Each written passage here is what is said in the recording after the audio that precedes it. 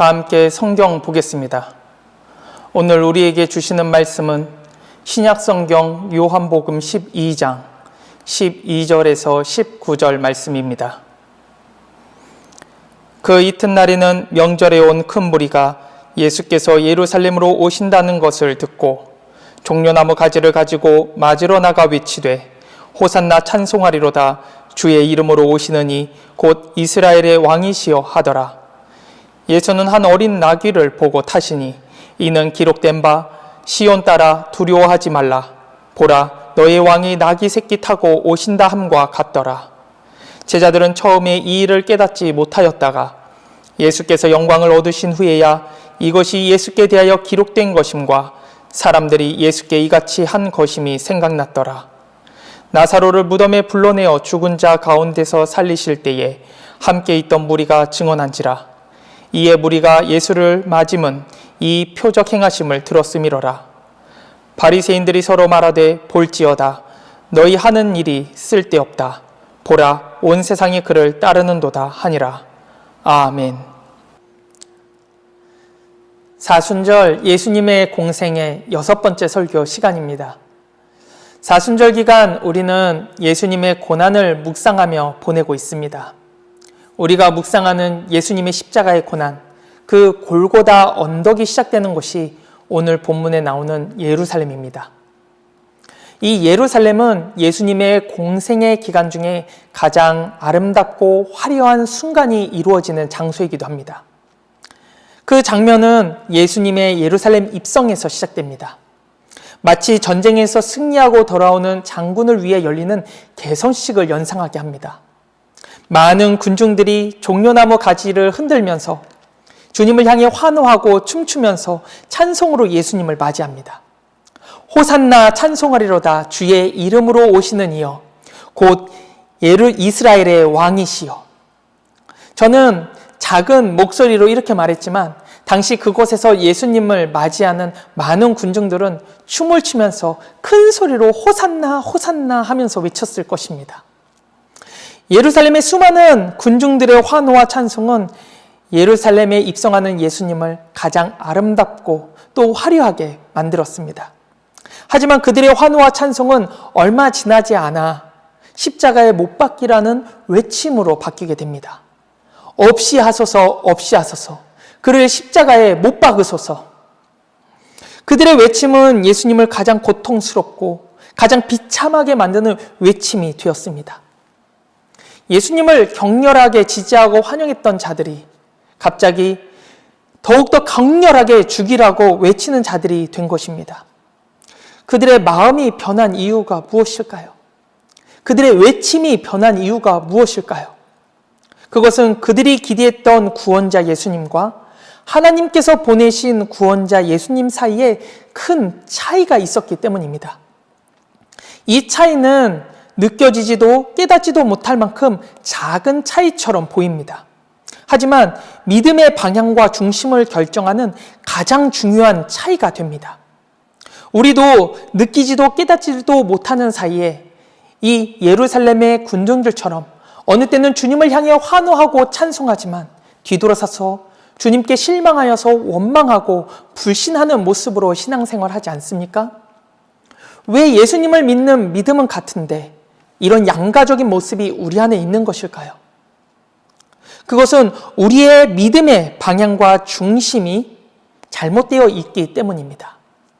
오늘 말씀을 통해 우리의 믿음과 신앙의 방향과 중심을 다시 점검하고 바로 세우는 시간이 되시길 바랍니다. 특별히 이 말씀이 다른 사람에게 하는 말이 아니라 또 문자적인 말씀이 아니라 나에게 하시는 말씀으로 받아들여서 우리의 신앙을 좀 더 깊고 바로 세우는 시간으로 삼으시길 간절히 축원합니다. 먼저 이스라엘 백성들을 다시 한번 보기를 원합니다. 예수님께서 예루살렘으로 들어오실 때 많은 군중들이 예수님께 이렇게 환호합니다. 호산나 찬송하리로다 주의 이름으로 오시느니 곧 이스라엘의 왕이여라고 외칩니다. 이 외침은 예수님을 향한 이스라엘 백성들의 믿음의 고백이 담겨 있습니다. 호산나라는 이 말은 히브리 원어로 보면 우리를 구원하소서라는 말입니다. 호산나 호산나 이 외치는 말은 우리를 구원하소서 구원하소서 구원하소서라는 외침인 것이죠. 그리고 주의 이름으로 오시는 이 곧 이스라엘의 왕이여 라고 외치는 이 말은 하나님께서 선지자들을 통하여서 예언하신 다윗의 자손으로 오실 왕을 의미합니다. 좀 더 자세히 알기 위해선 병행 구절인 마태복음 21장 9절 말씀을 함께 보면 좋습니다. 무리가 소리 높여 이르되 호산나 다윗의 자손이여 찬송하리로다. 주의 이름으로 오시는 이여 가장 높은 곳에서 호산나 하더라. 군중들은 지금 예수님을 구원자, 또 다윗의 자손으로 오시는 왕으로 지금 믿고 있다라고 외치고 있는 것입니다. 하지만 그들이 구원자 예수님께 또 왕으로 오신 예수님께 기대하고 바라고 있는 것은 하나님께서 예수님을 이 땅에 보내신 뜻과는 다르다고 할 수 있습니다. 당시 이스라엘은 로마의 식민 지배를 받고 있었습니다. 식민 지배라는 것은 압제를 받고 있다라는 의미가 되는 것입니다.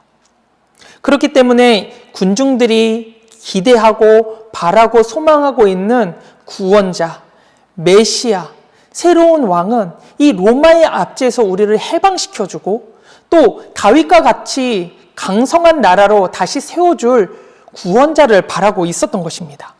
어떻게 보면 로마의 압제에서 해방시켜줄 정치적인 구원자를 바라고 있었다고 볼 수 있습니다.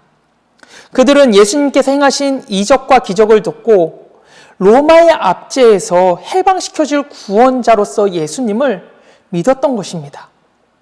본문 17절과 18절에 그들이 예수님을 향한 마음이 어떤지가 잘 드러나 있습니다. 나사로를 무덤에서 불러내어 죽은 자 가운데서 살리실 때에 함께 있던 무리가 증언한지라. 이에 무리가 예수를 맞음은 이 표적 행하심을 들었음이러라. 그들이 예수님께서 행하신 기적을 듣고서는 예수님을 맞으러 나갔다고 지금 본문에서 말씀하고 있습니다. 그들 눈에 예수님은 현실을 바꿀 수 있는 능력자였던 것입니다. 자신들이 바라고 기대하고 소망하는 바를 이루어 줄 수 있는 능력자. 그 능력자로서 예수님을 지금 맞이하고 있는 것입니다. 이 로마의 압제, 이 현실을 바꿀 수 있는 분, 우리가 압제당하는 이 상황 속에서 우리를 구원해 주실, 또 이 나라를 다시 강력하게 만들어줄 분으로서 예수님을 맞이하고 있는 것이죠. 마치 이집트에서 이스라엘 백성들을 탈출시킨 모세, 또는 가나안 땅의 정복 전쟁을 이끌어갔던 여호수아와 같이 어쩌면 다윗과 같이 강대한 나라를 세워주기를 지금 그들은 원하고 있는 것입니다. 우리도 이들과 비슷하게 예수님을 바라보고 있을 때가 있지 않습니까? 주님께서 우리의 현실의 상황을 바꿔주시길 기대하고 바라면서 기도할 때가 있습니다. 경제적인 문제를 해결해 달라고, 어려운 상황 가운데 주님께서 역사해 달라고, 앞으로 살아가는 삶 가운데 주님께서 도와달라고, 좀 더 성공적으로, 좀 더 행복하게, 좀 더 잘 살게, 그렇게 우리가 현실의 삶 가운데 주님께 간구하고 기도하고 있지 않습니까? 물론 이런 기도가 잘못된 기도는 결단코 아닙니다. 하지만 예수님을 단지 내 삶의 해결자로, 나의 소원과 바람을 이루어주는 분으로만 믿는다면 그때 우리의 신앙에는 큰 문제가 발생하게 됩니다. 어떤 신앙의 문제가 발생하게 됩니까? 내가 원하고 바라는 바를 이루어주시지 않으면 우리의 마음이 서운함이 생기고 또 시험에 들어서 원망하게 되고 결국에는 믿음을 떠나버리게 되는 것입니다. 예수님을 맞이한 예루살렘의 군중들도 같았습니다. 그들은 예수님께서 로마와 맞서 싸워서 자신들을 해방시켜 주시길 간절히 원했습니다. 그래서 호산나라고 외쳤습니다. 우리를 구원하소서. 그래서 이스라엘 왕이라고 외쳤습니다. 다윗의 자손이라고 외쳤습니다. 하지만 예수님의 행보는 그들이 기대하고 바랬던 모습과는 달랐습니다. 며칠이 지나도 예수님은 로마와 맞서 싸울 준비를 전혀 하지 않으셨습니다. 말씀을 전하셨고 성전에 가셔서 성전을 엎으시면서 정결하게 하시는 일을 하셨고 또 제자들과 함께 보내시기만 하셨습니다. 도무지 자신들의 기대와는 맞지 않는 행동을 계속하고 계셨던 것입니다. 그들의 그런 마음이 점점 쌓이고 쌓여서 실망이 변해서 분노가 되었던 것입니다. 능력자가, 기적을 행할 수 있는 그 능력자가 왜 지금 아무것도 하지 않는가? 그들의 마음의 실망뿐만 아니라 분노까지 일어나게 됐던 것이죠. 결국 대제사장들이 예수님을 죽이자고 선종했을 때 그 선동에 휩쓸려 예수님을 못 박으라고 외치는 자들이 된 것입니다. 자신이 바라는 구원자로 예수님을 믿을 때 나타나는 모습입니다. 기대가 충족되면 찬양하고 환영하고 경배하지만 내 기대와 바람에 어긋나면 쉽게 실망하고 떠나버리는 것입니다. 이런 모습은 자기 중심적인 신앙에 기반하는 것이라고 할 수 있습니다. 예수님이 나를 위해 무엇을 해줄 수 있는가? 여기에 초점이 맞춰져 있는 신앙은 자기 중심적인 신앙이라고 할 수 있습니다. 마치 예수님을 램프의 요정이나 또는 산타클로스 같이 자신의 기대와 소망과 꿈을 이루어주는 분으로 만들고 있는 것입니다. 이 군중들의 모습을 다시 한번 보십시오. 예수님께서 죽은 나사로를 살리셨다는 소식을 듣고 예수님을 구원자로 믿고 환호하고 찬송하고 맞아들이고 있습니다. 하지만 자신들의 기대와 바람이 이루어지지 않자 실망하고 나중에는 예수님을 십자가에 못 박아 죽이라고 외치고 있습니다. 자신이 바라는 구원자로서 예수님을 믿으면 누구라도 이 군중들처럼 자기 중심적인 신앙의 모습을 보이게 됩니다. 예수님의 제자인 가룟 유다도 군중과 마찬가지로 자기 중심적인 믿음을 가지고 있었습니다. 그 마음으로 예수님을 따랐던 제자였습니다. 이 가룟 유다는 예수님께서 친구라고 부르실 정도로 가장 가까운 사이이기도 했습니다. 하지만 그는 은 30에 예수님을 대제사장에게 팔아 넘기게 됩니다. 가룟 유다가 예수님을 은 30에 제사장들에게 판 이유가 명확하게 성경에 나오지 않지만 역사적인 배경과 그의 삶의 배경을 봤을 때 학자들은 이렇게 말하고 있습니다. 예수님을 향한 가룟 유다의 기대와 바람이 이루어지지 않았기 때문이다 라고 봅니다. 가룟 유다는 예수님께서 이스라엘의 새로운 왕이 되셔서 이 로마를 물리치고 이스라엘을 구원해 주실 뿐만 아니라 자신을 높은 자리에 앉혀주기를 바라고 있었습니다. 이것은 가룟 유다의 생각뿐만이 아닙니다. 다른 제자들도 그런 마음이 있었습니다. 그래서 예수님의 좌편과 우편에 자기가 있게 해달라고 그렇게 외치지 않았습니까? 하지만 예수님께서는 가룟 유다의 기대와 바람과는 전혀 다른 방향으로 사역하셨습니다. 그래서 가룟 유다는 큰 실망을 가지고 예수님을 팔았다라고 보고 있습니다. 또 어떤 학자들은 가룟 유다가 예수님께서 정치적, 군사적으로 행동할 수밖에 없게끔 위기 상황으로 몰아넣었다라고 말하기도 합니다. 위기 상황으로 몰리게 되면 결국은 자신의 생명을 지키기 위해서 사람들을 불러 모을 것이고 그 불러 모은 사람들과 결국에는 로마와 정치, 종교적으로 싸워서 가장 높은 왕이 될 것이라고 생각했기 때문이라는 것입니다. 어떤 이유든 간에 가룟 유다는 하나님께서 보내신 예수님을 구원자로 믿기보다는 자신이 바라는 구원자로 예수님을 믿고 있었던 것입니다. 우리도 자기 중심적인 신앙으로 예수님을 믿을 때 얼마든지 군중들처럼 또 가룟 유다처럼 예수님께 실망하고 떠날 수 있습니다. 가룟 유다가 예수님의 제자였다는 것을 잊지 말아야 합니다. 3년 동안 동고동락하면서 가장 가까운 곳에서 예수님의 가르침을 들었고 가르침을 받았습니다. 함께 했습니다. 그런 가룟 유다조차 예수님을 자신의 중심적으로 생각하고 판단하여서 배반하기까지 한 것입니다. 우리 또한 얼마든지 그럴 수가 있습니다. 저 또한 주변에서 그런 청년을 본 적이 있습니다. 금요 철야 때마다 강대상 앞에 나와서 간절히 기도하고 봉사와 섬김으로 많은 성도님들에게 칭찬을 받고 또 위로를 주는 청년이었습니다. 어느 날 그 믿음의 청년이 교회를 떠나고 예수님을 떠나게 되는 일이 일어나게 되었습니다. 이유를 알고 보니 직장에 들어가기 위해 열심히 공부하며 준비했는데 결국에 떨어지고 만 것입니다. 그 청년은 그동안 기도하고 봉사하고 헌신하며 신앙생활했는데 하나님께서 자신의 기도와 바램을 이루어 주시지 않았다고 실망하고 원망하다 결국에는 믿음을 저버리기까지 한 것입니다. 그 청년이 그동안 기도하고 봉사하고 교회를 섬겼던 이유가 무엇입니까? 하나님께서 자신의 소망과 기대를 이루어 주실 분으로 믿고 있었기 때문입니다.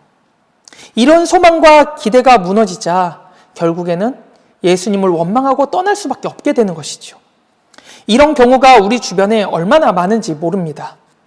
자녀들의 대학 입시로, 또 결혼 문제로, 남편의 진급 문제로, 또 병든 몸 때문에, 사업 때문에 다양한 문제들로 주님 앞에 기도하고 간구하고 바라고 소망합니다. 하지만 자신들이 원하는 응답이 없을 때, 원하고 바라는 바가 이루어지지 않을 때 실망하고 낙담하고 주님을 향해 원망하고 떠나는 모습들을 적지 않게 보게 됩니다.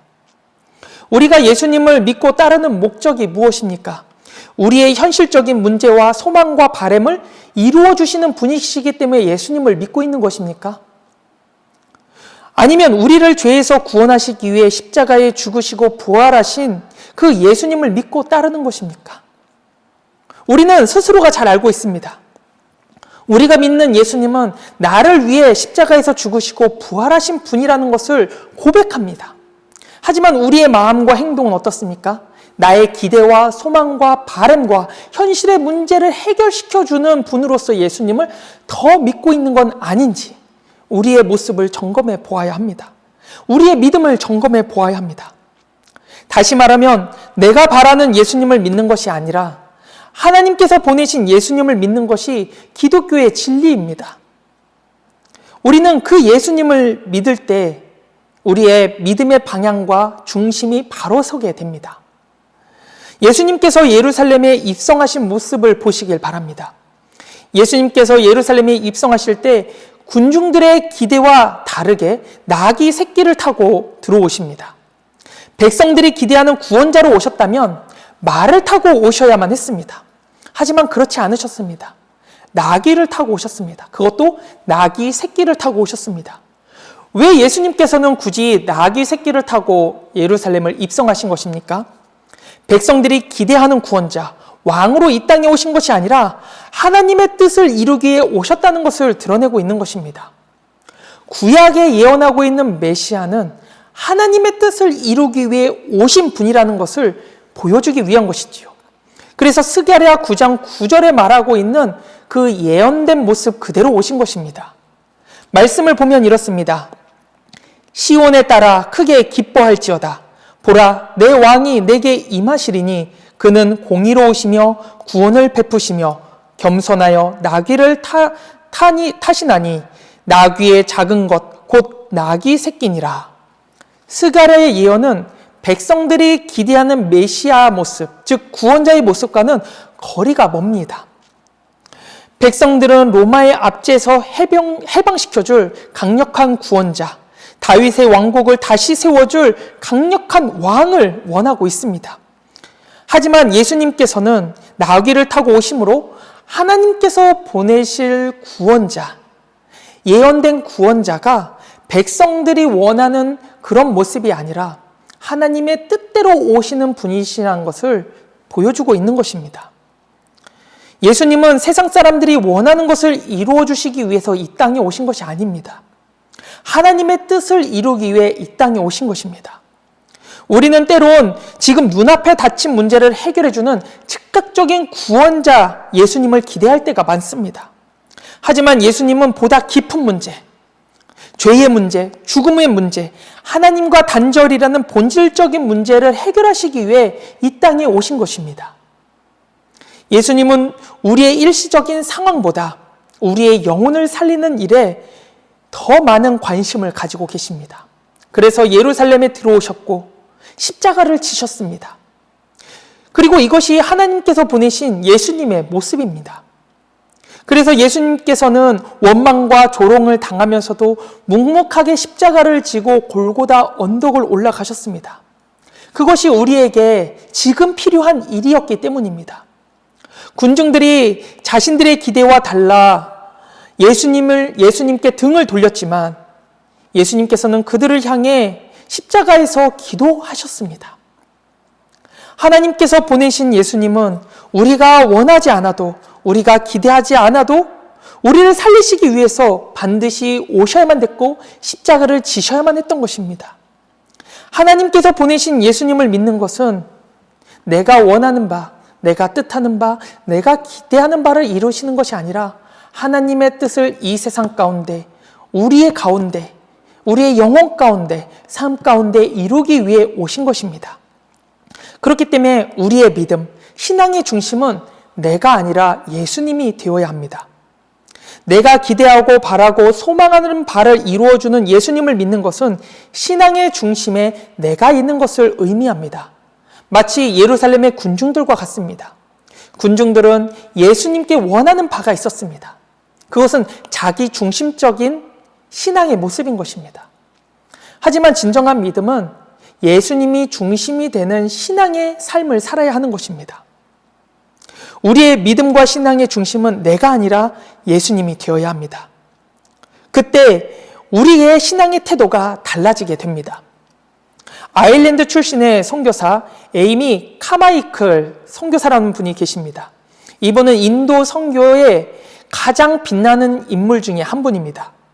28살의 나이로 혼자 인도 땅에 와서 그곳에서 55년간 선교를 하십니다. 당시 인도에서는 어린 여자아이들을 힌두 사원에 바치고 사제들이 성적으로 착취하는 문화가 있었습니다. 에이미 카마이클 선교사는 이 아이들을 구출하고 돌보는 일에 헌신했습니다.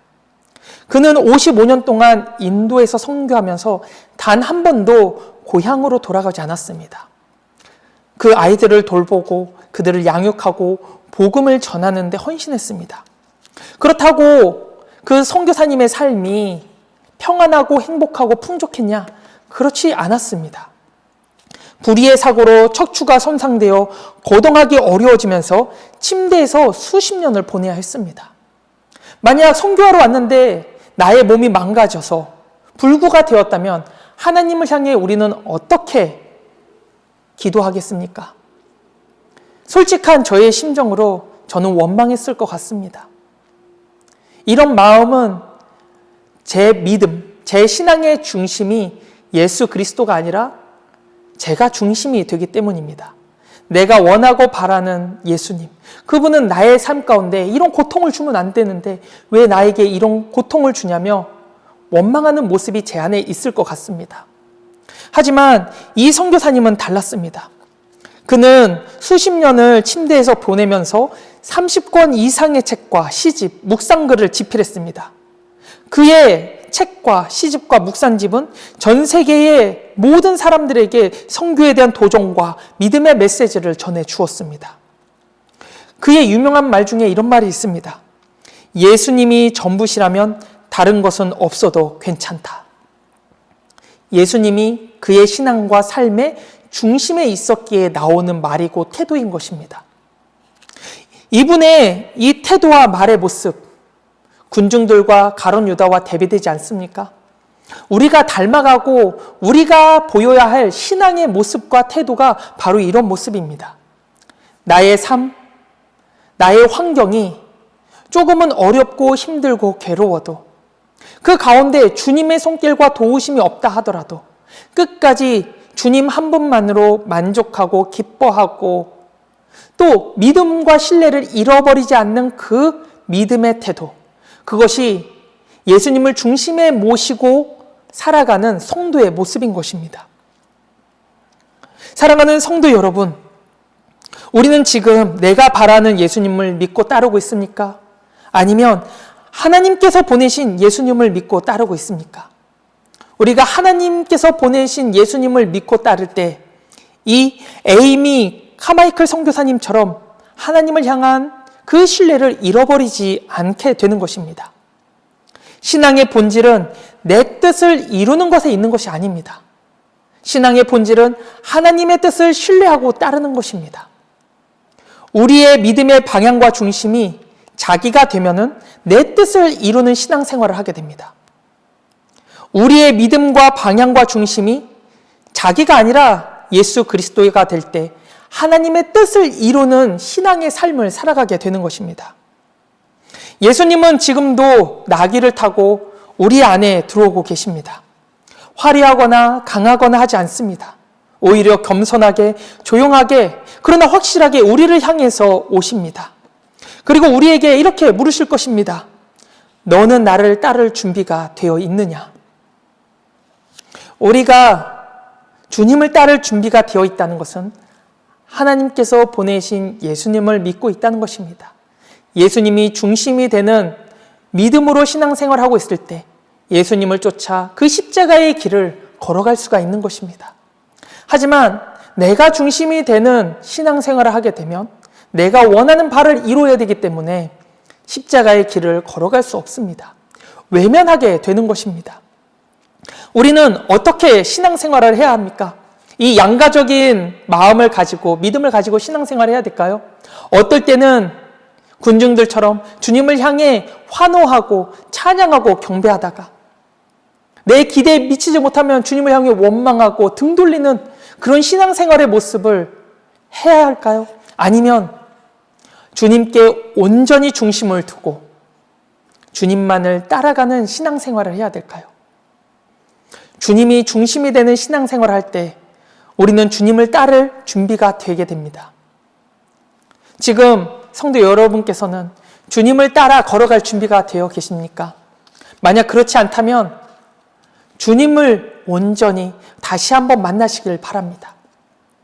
하나님께서 나를 위해 이 땅에 보내신 예수님, 나를 위해 십자가에서 죽기까지 하신 예수님, 나를 위해 부활하셔서 지금도 나와 함께 하시는 그 예수님을 믿으시길 바랍니다. 우리의 신앙의 중심은 예수님입니다. 내가 아닙니다. 예수님을 온전히 믿는 우리의 신앙이 되길, 믿음이 되길 간절히 축원합니다. 다 함께 기도하겠습니다. 사랑의 주님, 종려나무 가지를 흔들며 외치던 그날의 군중 속에 오늘 우리의 모습을 봅니다. 우리가 원하고 바라는 것들을 이루어 주시지 않을 때 실망하고 원망하던 우리의 마음을 용서하여 주옵소서. 이제는 내가 바라는 예수가 아니라 하나님께서 보내신 예수를 믿고 따르게 하옵소서. 십자가의 길을 걸어가신 예수님을 따라가길 원합니다. 주님을 따라가는 길에서 주님을 더욱 깊이 만나게 하시고 알게 하옵소서. 우리의 믿음의 중심이 되시는 예수님의 이름으로 기도하옵나이다. 아멘.